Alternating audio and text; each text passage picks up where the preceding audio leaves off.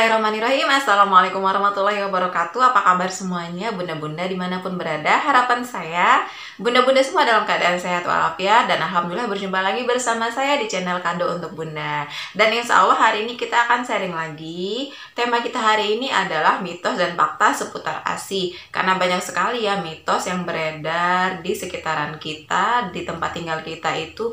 Bukan di tempat tinggal kita saja sih, tapi banyak banget ya. Di Indonesia tuh banyak sekali mitos-mitos, tidak terkecuali mitos tentang ASI ya. Jadi seperti apa mitos dan fakta seputar ASI ini, insya Allah di sini akan sharing ya. Tapi sebelumnya jangan lupa untuk kasih like, subscribe untuk video ini, untuk channel ini, agar kita semakin semangat untuk membuat video yang lebih bermanfaat lagi. Terima kasih ya. Baik, kita lanjut saja ya bunda ya. Hari ini kita sharing tentang mitos dan fakta seputar ASI ya. Apa saja itu? Kita langsung saja. Yang pertama adalah ibu yang memiliki puting yang belah, putingnya belah itu ada di tengah belahnya, itu kalau seandainya menyusui anaknya akan mati. Itu banyak sekali, akan meninggal seperti itu ya. Itu banyak sekali mitos-mitos seperti itu yang beredar ya. Dan saya pribadi pun pernah mendengar ya. Tapi saya tidak mengambil kesimpulan wah apa iya gitu kan, tidak. Karena apa? Karena setiap bayi itu terlahir dengan sudah sepaket dengan ASI, dengan rezekinya. Ketika ibunya mau menyusui walaupun putingnya terbelah, saya pikir it's okay, tidak apa-apa ya. Yang penting ibunya mau menyusui, insya Allah airnya akan keluar seperti ini ya. Nah, ini gambarannya, contohnya ini puting.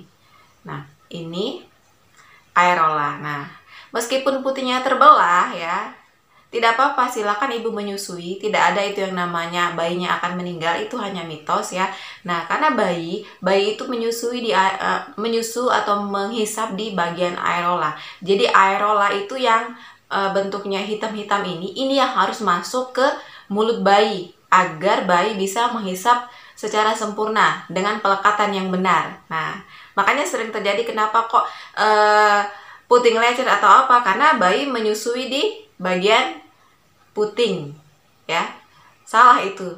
Bayi harusnya menyusui bagian aerola. Ini adalah breast model ya, ini sering dipakai kalau seandainya kita sedang pelatihan tentang menyusui ya, ASI seperti itu ya. Nah, jadi tidak ada yang namanya bayi akan meninggal kalau puting ibunya terbelah, tidak ya. Insya Allah tetap aman, tetap bisa menyusui. Bismillahirrahmanirrahim ya, seperti itu.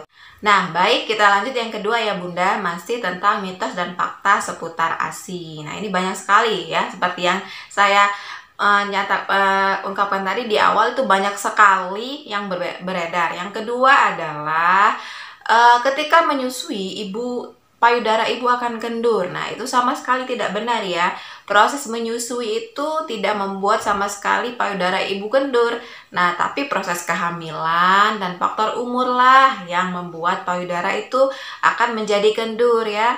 Coba perhatikan ya, ketika kita hamil ya, itu perhatikan bentuk payudara, itu memang terjadi perubahan yang signifikan. Nah, itulah yang membuat, salah satu faktor yang membuat payudara itu mulai kendur, yaitu hamil ya.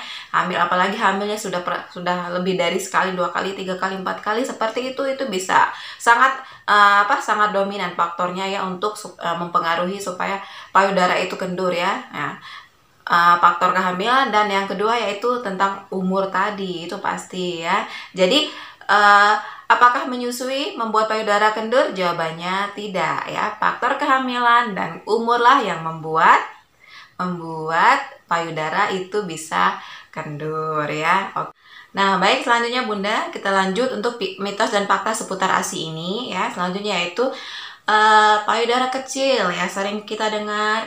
Payudara saya kecil, tidak bisa menyusui, ASINya nanti nggak banyak ya. Itu sama sekali tidak benar ya bunda, itu hanya mitos ya.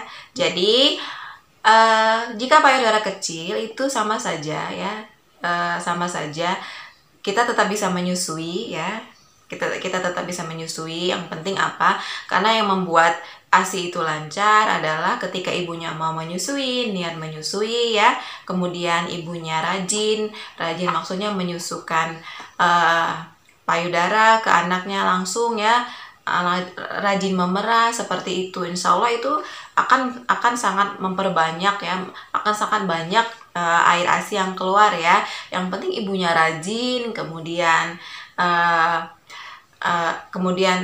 jangan menunggu anaknya bangun tidur, bayinya baru bangun tidur baru diberikan ASI ya. Kalau sudah sampai jamnya, misalkan biasanya bayi itu apalagi baru-baru lahirnya itu nyusunya semaunya, maksudnya seperti itu ya. Kapan aja bayinya mau itu kita kasih ya. Insya Allah itu akan benar-benar produksi ASI akan sangat-sangat banyak ya. Yang penting ibunya happy, ibunya mau menyusukan langsung ke anaknya, bayi terus menghisap, karena prinsip ASI itu kan demand dan supply. Jadi semakin sering dihisap, semakin sering semakin sering dihisap oleh bayinya, itu maka akan terjadi proses yang namanya ASI itu banjir, bahkan ya banyak seperti itu ya. Jadi payudara kecil sama sekali tidak pengaruh ya. Jadi jangan khawatir, jangan takut. Insya Allah yang punya payudara kecil tetap bisa memberikan yang terbaik untuk bayinya.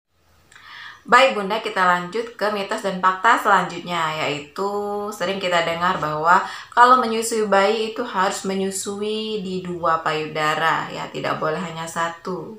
Karena banyak orang beranggapan bahwa misalkan payudara kanan itu adalah makanan dan payudara kiri itu adalah minuman ya.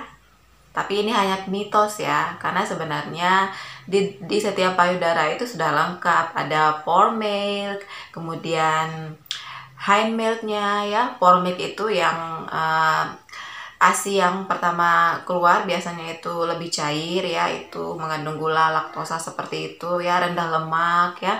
Nah, tapi kalau hind milk itu yang sedotan kesekian kalinya ya, biasanya itu lebih kental, bukan biasanya, itu lebih kental cairannya, kemudian itu tinggi lemak ya. Itu yang sangat dibutuhkan oleh bayi. Jadi, apakah benar bahwa yang namanya bayi harus menyusui di 2 payudara? Tidak ya. Kalau seandainya memang ketika menyusui di 1 payudara ya, bayi sudah kenyang ya sudah, jangan dipaksakan untuk pindah ke payudara kiri ya. Oke ya, itu tadi sedikit mitos dan fakta seputar ASI. Insya Allah kita jadikan beberapa part karena ini masih banyak sekali, dan semoga part pertama yang singkat ini juga bermanfaat untuk bunda-bunda semua ya, terutama bunda-bunda new bunda ya, new mom seperti itu. Oke, saya akhiri, kita berjumpa di video selanjutnya. Saya akhiri, assalamualaikum warahmatullahi wabarakatuh.